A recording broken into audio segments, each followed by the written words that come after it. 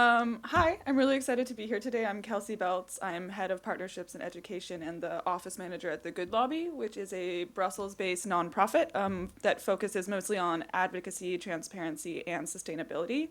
And I have a master in public policy and a master of law. But going beyond that, I'm really excited to be here today to talk about what's next, which is actually kind of a scary question, right? When they said that was the prompt, we said, okay, what is next? And I think part of me said, I don't even really want to know.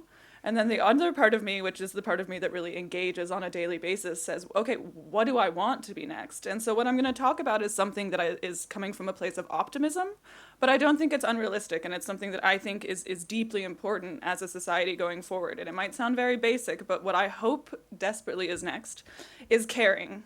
And going beyond caring and moving into actual action. So, what I'm going to talk about today is how we get from this place of apathy to empathy, which is crucial, and then finally to action. So I'm going to start in a period that I hope we all remember, which is before COVID, because even though it seems like society right now is even more difficult than before, we actually were experiencing this really monumental sort of global movement in the years leading up to COVID, particularly in 2019. For instance, this is from a very large protest in Lebanon. There were global protests in Chile. There were protests in Thailand. We saw the resurgence of the Black Lives Matter movement in the United States. We had Fridays for the Future, which started very small and basically took off in a way that really sort of linked this idea that society, no matter what continent we were on, no matter where we were from, we were kind of fed up with the status quo. And in places, for instance, I'm American, where we're not necessarily used to seeing these large-scale protests the way we are in France or the way we are in some other places, we started seeing them. And this was, for me, was very exciting. It was very scary. I won't say that all of these things were happening without consequences, but it really felt like there was this global importance, suddenly, of caring. And then there was COVID, which I don't think any of us possibly could have imagined. And it took what was in a way everyone being out onto the street into this absolute sort of destitute, empty cities. I remember walking around Paris, which is where I had the first confinement. And it wasn't necessarily that we had stopped caring, but in a very real way that I don't think anyone had really anticipated or experienced, we were suddenly inside. We were off the street. We were out of the public perception. So that, in some ways, was very scary, but at the same time, it almost triggered this new sense of reflection, which I think we're seeing now when we talk about the Great Resignation and other things. We were locked inside with ourselves. So people who had not necessarily reflected on things all of a sudden started to say, who am I? What do I value? What do I care about? What is going on? So it didn't really pause protest. And there were, of course, protests that were happening externally in some of these countries, but it almost triggered this internal protest, which is really cool, but also really scary. And then at the same time, for people, even for instance, like myself, or people who are working in politics, which is what I work in, we also got confronted with this very real sort of hierarchy of needs, which is, okay, I'm really engaged on this subject, but I also need to make sure that my child can go to their online learning class. I need to make sure I don't get kicked out of my apartment. I need to make sure that I wash my fruits and vegetables 8 times a day so that I'm not falling ill. So even all those of us who are, theoretically extremely engaged, we got kind of confronted with this new reality. So to me, it represents a paradox and an opportunity of people are caring in some ways more than they've ever cared before, but we're also hitting this new sort of burnout. We're hitting this idea of like, yes, I care a lot, but oh my gosh, some days just to get out of bed and wash my hair is like, an act of great caring. So I'm interested in sort of going forward how we balance this engagement, this caring, and then this very real, and I won't discount it, this very real sense of being overwhelmed, because it comes from a very real place, right? We're tired, and we're looking at the new numbers that are coming in. I'm tired. I work professionally in politics, and still some days I'm very tired. But I'm going to speak again as an individual, and I hope I can give you some insights, because in some ways I think I've spent my whole life being very engaged and very overwhelmed. I was kind of a weird kid, to back it up one level. I grew up in a very small town in the middle of nowhere. It was very idyllic. Picture like the mountains of Colorado.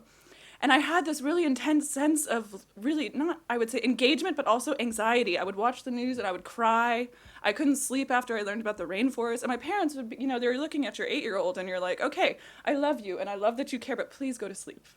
So I've always been sort of racked with this very intense engagement, which I've funneled into my adult life, but also being very overwhelmed. So I think the lessons that I hope I can offer are lessons that I feel very genuinely. It's for me, something I do every day is, how can we really care? How can we matter? And at the same time, how can we balance this idea that sometimes life is really scary and we don't really know what's happening? So My first thing I'm going to talk about is even the concept of apathy, because I would venture that most people are not actually apathetic in the way that we think they are. I think, talk to anyone, again, I come from a varied background, and I'm a little bit biased because, as we saw with my nice introduction, I have 2 master's degrees, I work full-time for the Good Lobby, I'm engaged. But at the same time, I speak with people from a lot of different backgrounds, and it's very rare that you talk to someone who actually doesn't care. A lot of people care. They have an opinion, whether you agree with it or not is a different manner, but they have an opinion on something. But often I'll talk to someone and they'll give their opinion and then they'll immediately follow with a sentence that's like, oh, but it doesn't really matter. Or, oh, but what do I know? So it's not that they don't have an opinion. It's not that people are sitting here saying, wow, I really don't care about this monumental thing. It's that they feel disempowered, they feel like they have no say, and they feel like the political process as such does not represent them. So I think there is apathy, but I would venture that what we need to get from apathy is engagement. And this is actually something that I'm not going to spend so much time on, even though it's a very important thing. Engagement, the way that I'm defining it, is the idea that you're engaging on something that directly affects you. So, for instance, to use the Gilets jaunes, if there's a tax raise or if there's some inflation that impacts your family, you engage for that issue because you say, wow, I care, it affects me. Or if something threatens your reproductive health, perhaps you go out and I hope you engage because that physically affects you and your body. And I'm not negating that because I think that's essential and I really hope we all engage on a daily basis. But what I think is missing, even from the political discourse that I'm working in, is empathy. Empathy is the idea that you are engaging for something even if it doesn't affect you, even if it has nothing to do with your life. You're engaging because it's part of being a human being who is part of a broader system and you care about other people. Not because it's cool to post on Facebook, not because it has anything to do with your life, but just because we need a society where other people care about others. And I will venture to say that this is even more important for those of us in positions of power. For instance, me as a well-educated white woman, I need to care about things that do not affect me. But part of the thing I run into, for instance, is people saying, Kelsey, why do you care so much about this? Have you ever experienced this? I hate that question, you know? Why can't you just turn it off? And I wouldn't argue that I care too much, and I'm not here to say, oh, I'm such a great person because I care. But what I think is that as a society, we have to be able to make this leap between caring, yes, politically for ourselves, but also just caring about other people. And what does that mean? And what does that mean fundamentally for us as a group? Because I think if we cannot make that leap to empathy, we're really not going to get very far. So I argue infinitely that empathy is important.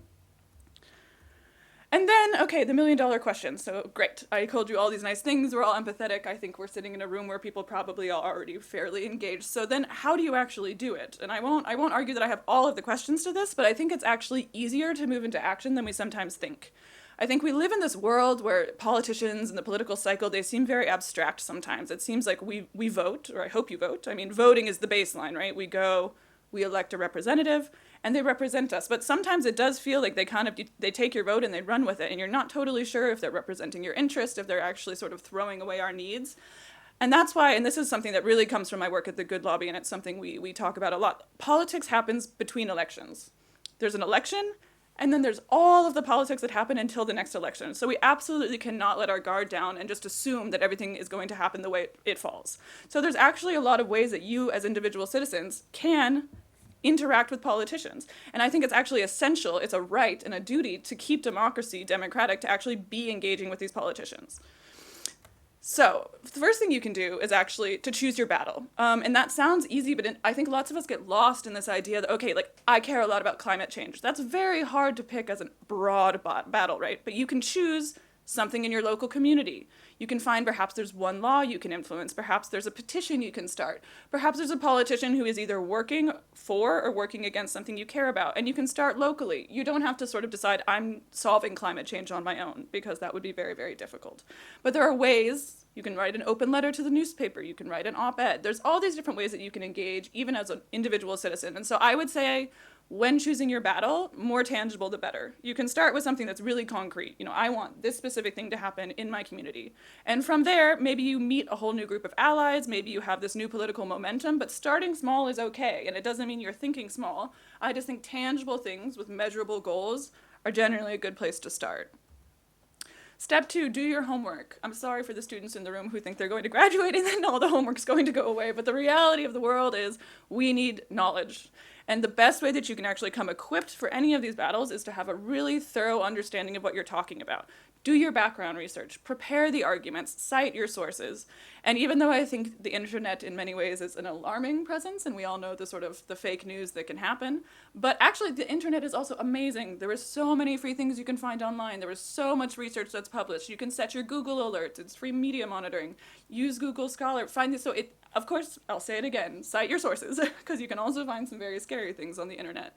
But we're actually living in a pretty cool time where you have at your fingers this amazing amount of resource. Even if you're locked inside, even if we get locked down again, you can go and you can really use that to your advantage. And I would also argue to do your homework for even things that might end up being counter arguments. I think sometimes we prepare our own arguments very well, and then when you get in the actual room, you're not 100% prepared for the other side. So do your homework, be rigorous, and don't underestimate the power of a well-articulated argument. Third is allies. It's very rare that any of us are doing any of these things by ourselves, right? You can be the most motivated person in the world, but it's very good to figure out who you're working with. And I think sometimes, again, I come from a very small town, so people can be like, well, no one is working on this, and no one cares about migration in Crested Butte, Colorado. No one cares about this specific thing. Don't be afraid to reach out to people in other areas. You can start local, find people. I would urge you to find people who are already doing the work on the ground, because very few of us are actually starting a completely new social movement. Talk to them, listen to them, more importantly, listen to their expertise, listen to what they can teach you. And sure, you can also bring your own expertise, but it really needs to be a collaborative effort. And I would say in particular for issues where there are very solid social movements on the ground, listen. And know when it's time for your time to amplify, but also your time to step back. I can use my voice as a well-educated academic with certain political channels. But when it's time for certain people who are experiencing a different thing from me on the ground, I need to be quiet and I need to listen. And know when your role is to amplify and know when it's time to let others speak. But overwhelmingly know that you're not alone. Even if you're in a small town, you're in a big city, people are working on these issues, people are really motivated. And so the more we can join together, the more we're actually going to have success in terms of these global issues.